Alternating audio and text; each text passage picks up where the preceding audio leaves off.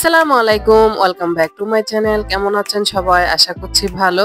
তো আজকে আপনাদের জন্য নিয়ে এসেছি বাবুর্চিদের হাতের স্পেশাল তেহারি রেসিপি। এই তেহারিটা পুরান ঢাকায় খুবই জনপ্রিয়। অপেক্ষাকৃত কম মশলা উপকরণে তৈরি হয় বলে এটি বিভিন্ন বিরিয়ানির চেয়ে স্বাস্থ্যকরও বটে। তেহারি মশলা তো বটে, তার সাথে তিনটি জিনিসের কারণে বাবুর্চিদের তৈরি তেহারিটা অনেক বেশি মজার হয়। তো আজকের ভিডিওতে আমি আপনাদেরকে সে তিনটি জিনিসের কথাই বলবো যার কারণে বাবুর্চিদের তৈরি এই তেহারিটা অনেক বেশি মজার হয়। তা জানতে হলে পুরো ভিডিও জুড়ে আমার সাথেই থাকতে হবে। তো এরকম আরো ভিন্নধর্মী এবং নতুন সব রান্নার রেসিপি পেতে চাইলে আমার চ্যানেলটা প্লিজ সাবস্ক্রাইব করবেন আর পাশে থাকা বেল আইকনটি অন করে দিবেন। আর যদি ভিডিওটা ভালো লাগে তাহলে বেশি বেশি করে লাইক দিবেন। তো চলুন কথা না বাড়িয়ে মূল রেসিপিতে যাই। তো তেহারির জন্য লাগবে সুগন্ধি পোলাওয়ের চাল। তো আজকে আমি চিনিগুড়া চালটা ইউজ করব। এখান থেকে আমি 1.5 কেজি চাল ইউজ করব। 2 কেজির প্যাকেট ছিল, সেখান থেকে 1.5 কেজি চাল ইউজ করব। তো সেজন্য আমি 1.5 কেজি চালকে ভিজিয়ে রেখেছি আধা ঘন্টার জন্য। ভিজিয়ে রাখার কারণে চালগুলো খুবই ঝরঝরে হবে, খেতেও ভালো লাগবে। এখানে আমি 1.5 কেজি মাংস নিয়ে নিয়েছি, ছোট ছোট পিস করে নিয়েছি। তেহারির মাংসগুলো একটু ছোট ছোট পিস করলে খেতে ভালো লাগে। বিভিন্ন তেহারির দোকানগুলোতে দেখবেন প্রতি কেজিতে বাবুর্চিরা 20 থেকে 22 পিস করে থাকে। তো সেই হিসেবে আপনারা পিসগুলো করে নেবেন। তো এবারে দিয়ে দিব 1 কাপ পেঁয়াজ কুচি। আপনারা চাইলে বাটা পেঁয়াজটাও ইউজ করতে পারেন। তারপরে দিয়ে দিব 1.5 টেবিল চামচ রসুন বাটা এবং 2 টেবিল চামচ আদা বাটা। দিয়ে দিচ্ছি হাফ কাপ ফেটানো টক দই, স্বাদ মতো লবণ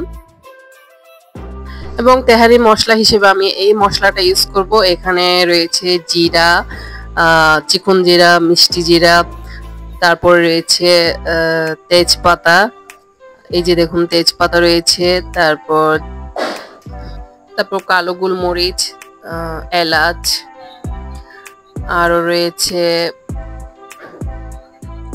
কালো এলাচ, তারপর স্টার এনিস, জয়ফল, জয়ত্রী, সবগুলো মশলা রয়েছে। এগুলোকে আমি ব্লেন্ডারে ব্লেন্ড করে নিয়েছি। ওখান থেকে আমি 3 টেবিল চামচ মশলা অ্যাড করেছি প্রথমে, আরও অ্যাড করব পরে, কিন্তু প্রথম অবস্থায় 3 টেবিল চামচ অ্যাড করেছি। এবং এই তেহারিটা সরষের তেলে করা হয় বেসিক্যালি, সেজন্য আমি সরষের তেল দিয়ে করব, প্লাস আমি সয়াবিন তেলও ইউজ করব।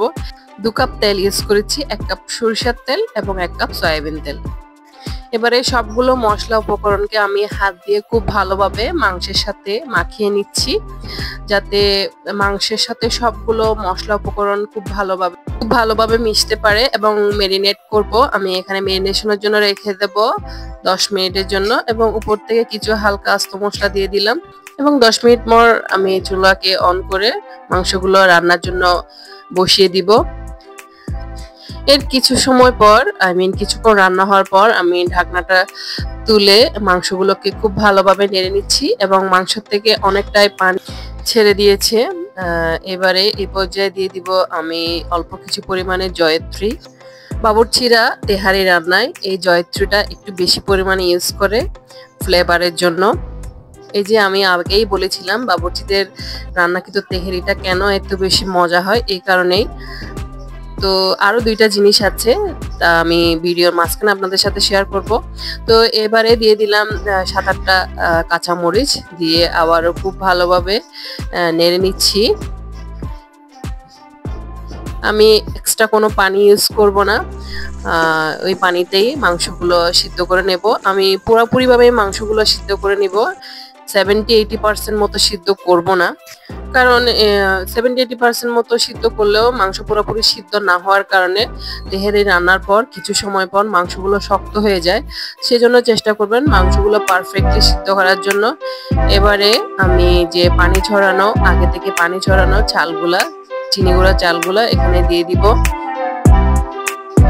চুলার জালটা মিডিয়াম টু লো এর মাঝামাঝিতে থাকবে এবারে চালগুলো অ্যাড করার পরে আমি খুব ভালোভাবে মাংসের সাথে চালগুলোকে ভুনে নিব এবং কিছুক্ষণ খুব ভালোভাবে মিক্স করে চালের সাথে চাল এবং মাংসগুলোকে খুব ভালোভাবে ভুনে নিব এবং এর পর্যায়ে আবারও কিছু আস্ত কাঁচামরিচ অ্যাড করব এবং দিয়ে দিচ্ছি আবারও সেম মশলা থেকে আরও 3 টেবিল চামচ মশলা দিয়ে আবারও খুব ভালোভাবে চাল মশলা এবং মাংসগুলোকে খুব ভালোভাবে মিক্স করে নিচ্ছি। এটা একটু সময় নিয়ে করবেন কারণ চালগুলো যদি একটু মাংসের সাথে ভেজে নেওয়া যায় তাহলে তেহারি রান্নার পর তেহারিটা অনেক বেশি ঝরঝরে হবে। কিছু সময় চালগুলোকে মাংসের সাথে মিক্স করার পর আমি এখানে অ্যাড করব পানি। এখানে আমি গরম পানি ইউজ করেছি। পানিটা আমি এমনভাবে ইউজ করেছি যাতে চালটা সামান্য পরিমাণে ডুবে থাকে পানিতে। খুব বেশি পানি অ্যাড করলে আবার চালটা খুব বেশি পরিমাণে নরম হয়ে যাবে, যেহেতু চালটা কিছু সময় ধরে ভেজানো অবস্থায় ছিল, সেজন্য পানির মাপটা একটু বুঝে করবেন আর খুব বেশি পানি ইউজ করা যাবে না। যারা নতুন রাঁধুনি তাদের বোঝার সুবিধার্থে বলছি, যত কাপ চাল ইউজ করবেন, আই মিন এখানে চাল এবং মাংসের পরিমাণটা যত কাপ ধরে যদি হিসাব করি তার ডাবল পানি এখানে অ্যাড করতে হবে। এবারে আমি ঢাকনাটা দিয়ে দিব। এর কিছুক্ষণ পরে আমি ঢাকনাটা তুলে চালগুলোকে আবারও নেড়ে নিচ্ছি কারণ চালে বলক আসা শুরু করে দিয়েছে। আবারও খুব ভালোভাবে চাল এবং মাংসগুলোকে খুব ভালোভাবে নেড়ে নিচ্ছি।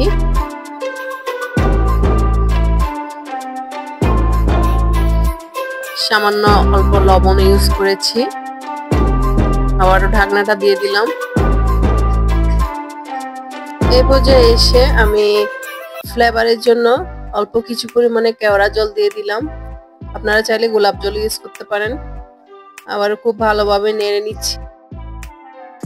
এবারে দিয়ে দিচ্ছি উপর থেকে 1 টেবিল চামচ পরিমাণে ঘি এবং সুন্দর একটা অ্যারোমার জন্য এখানে দিয়ে দিচ্ছি হাফ কাপ পরিমাণ পেঁয়াজ বেরেস্তা।